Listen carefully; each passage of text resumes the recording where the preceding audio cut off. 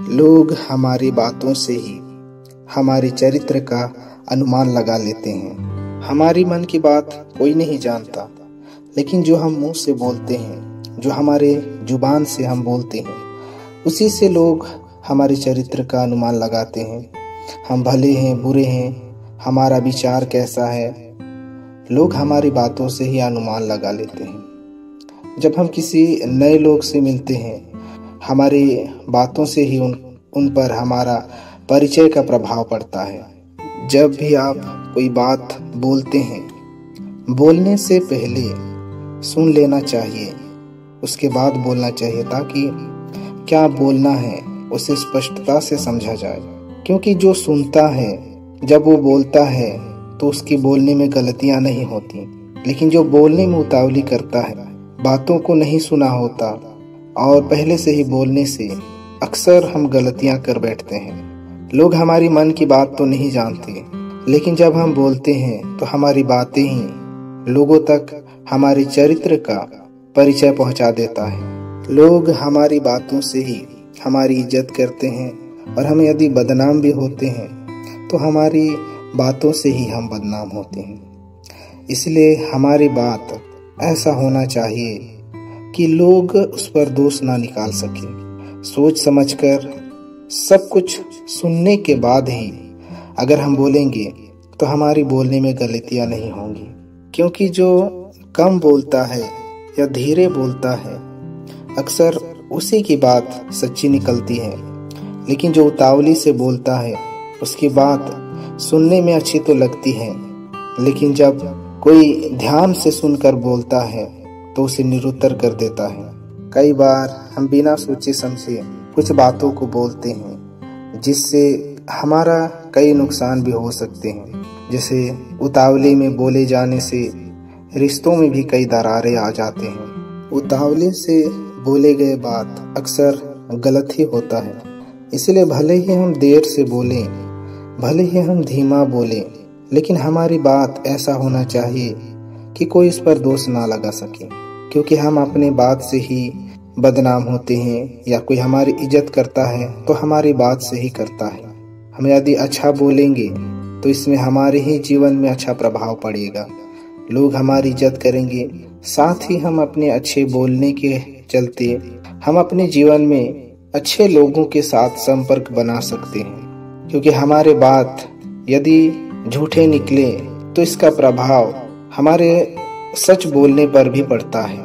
एक बार यदि हमारी बातें गलत साबित हो गई तो उसका प्रभाव आने वाले भविष्य में भी पड़ता है।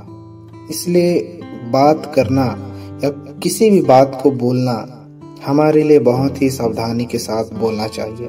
क्योंकि हम अपने बात से ही हम अपने रिश्ते और अपने अपनों को भी हम खो सकते हैं। इसलिए जब कभी हम बोलते हैं, सावधानी के साथ सोच विचार कर और सब बातों को सुनने के बाद ही हमें बोलना चाहिए।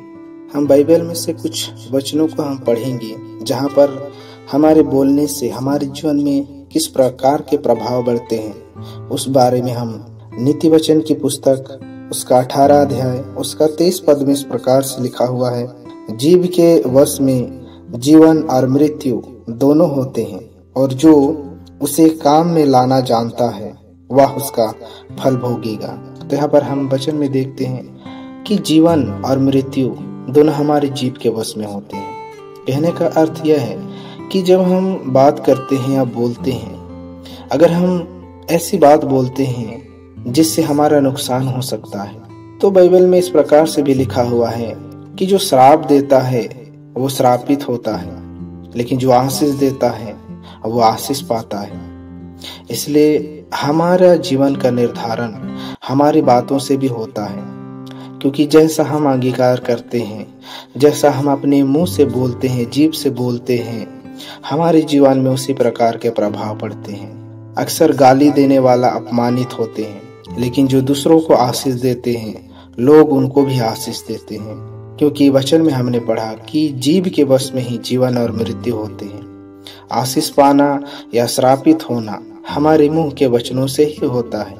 इसलिए सावधानी के साथ जो बोलता है वो अपने प्राण को बचाता है, और अक्सर उतावली से बोलने वाला मूर्ख ठहरता है। इसलिए जो बुद्धिमान होते हैं, जो समझदार होते हैं, वो धीमा बोलते हैं, कम बोलते हैं, लेकिन उनके बात में सच्चाई होती है और अक्सर ऐसे लोग इज्जत के योग्य होते हैं।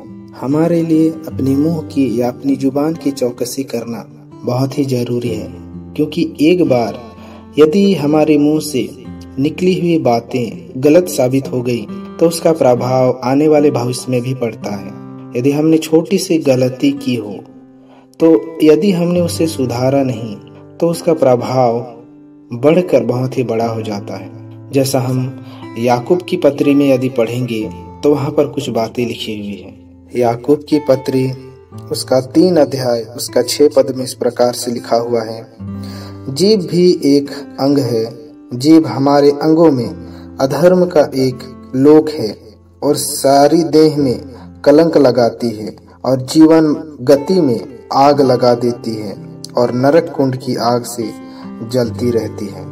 तो यहाँ पर वचन में हमने पढ़ा कि जीभ हमारे शरीर का एक अंग है जो हमारे पूरे जीवन के गति में भी आग लगा देती है और हमारी जीभ नरक कुंड की आग से जलती रहती है। इसलिए आग के समान हमारा जीभ है। शरीर में एक छोटा सा अंग है जो सारे शरीर में कलंक लगा सकता है। जैसा हम थोड़े से ऊपर में पढ़ेंगे याकूब में ही, तो वहां पर लिखा हुआ है कि जैसे एक जहाज छोटी सी पतवार के द्वारा नियंत्रण होता है, वैसे ही हमारे जीभ हमारे पूरे जीवन का नियंत्रण कर सकता है। यदि हम बुरा कहेंगे या हमारी बातों से हम किसी को ठेस पहुंचाते हैं या हमारी बातों से हमारे परिवार के लोग, हमारे दोस्त, हमारे कुटुंबी, हमारे पास जितने भी रहते हैं, उन सभी पर बुरा प्रभाव पड़ सकता है। रिश्तों का टूटना, झगड़े होना, ये सब बातें मुंह के बातों से ही होता है। आज रिश्ते टूट जाते हैं, परिवार टूट जाते हैं, लोग अलग हो जाते हैं, दोस्त बिछड़ जाते हैं, सब हमारी बातों के कारण ही होता है। मुंह से निकलने वाले बातों के चलते ही रिश्ते में दरार पड़ जाती है, झगड़े होते हैं। कई प्रकार की बात हमारे छोटे से अंग जो हमारी जीभ है उसी के चलते ये सब होता है। इसलिए सावधानी के साथ भले हम थोड़े बोले, लेकिन हर बात को सुनकर बोले, निश्चय हम बुद्धिमान ठहरेंगे। क्योंकि वो व्यक्ति जो सुनता है पर थोड़ा बोलता है बुद्धिमान ठहरता है। इसलिए हमेशा यदि हम थोड़ा बोले तो भी हमारी बात में यदि कोई गलतियां ना हो, कोई दोष ना हो, तो हम कभी भी अपमानित नहीं होंगे या हमारी बातों से किसी को तकलीफ नहीं होगी, कोई ठोकर नहीं खाएगा। अगर हमने बोलने में हमारे जीभ से ही अधर्म की शुरुआत और रगड़े झगड़े की शुरुआत, परिवार में दरार पड़ने की शुरुआत सब हमारे जीभ से ही होता है। इसलिए हम अपने जीभ के द्वारा जो भी बोलते हैं वो हमारे आसपास के लोगों में, हमारे अपने परिवार के लोगों में और हमारे जीवन की गति में सब में प्रभाव पड़ जाता है। इसलिए मुंह से बोलना हमारे जीवन के लिए एक मार्गदर्शन के समान है। इसलिए सावधानी के साथ हमें पूरी चौकसी के साथ बोलने की आवश्यकता है। हम अपने मुंह से ही झूठ बोलते हैं और झूठ के कारण कई सारे बात बढ़ जाती है, बिगड़ जाती है और कई सारे परेशानियां भी हो जाती हैं। इसीलिए हमारी बातें हाँ की हाँ और नहीं की नहीं होनी चाहिए।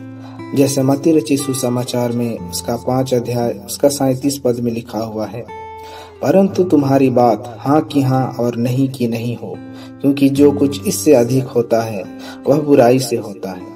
इसलिए हमारी बातें हाँ की हाँ और नहीं की नहीं होनी चाहिए। जो हम वादा करते हैं या जो कुछ भी हम बोलते हैं, यदि हम कर सकते हैं तो ही हमें वादा करना चाहिए, और यदि नहीं पूरा कर सकते तो हमारी बात बोलने से हम खुद पर दोष लगाते हैं। इसलिए जो कुछ हम कर सकते हैं उसी को हम बोलें, और जो हम नहीं कर सकते उसे बोलकर हम अपने आप पर दोष लगाते हैं। क्योंकि मत्ती रचित सुसमाचार उसका 12 उसका 37 में ही लिखा हुआ है, क्योंकि तू अपने ही बातों के कारण निर्दोष और अपने ही बातों के कारण दोषी ठहराया जाएगा।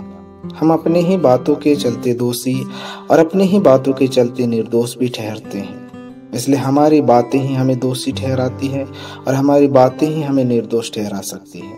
इसलिए हम अपनी बातों की चौकसी, अपनी जीभ की चौकसी करेंगे तो हम अपने जीवन को बचा सकते हैं, अपने जीवन को सही दिशा हम दिखा सकते हैं, क्योंकि हमारी बातों से ही हम अपने जीवन की गति हम सुधार सकते हैं। क्योंकि हमने याकूब में पढ़ा कि जीवन की गति में भी वो आग लगा देती है। इसलिए जुबान की रखवाली करना हमारी प्राथमिकता होनी चाहिए। अपने मुंह को व्यर्थ बातों से, झूठी बातों से और झूठा वादा करने से हमें बचने की आवश्यकता है, क्योंकि एक बार यदि हमने गलती की है तो हमारे भविष्य के जीवन में भी इसका बुरा प्रभाव पड़ सकता है। इसलिए हमें सावधानी के साथ बोलें। निश्चय अगर हमने अपनी जीभ का सही इस्तेमाल किया तो हमें इसका फल जरूर मिलेगा। परमेश्वर आशीष करे।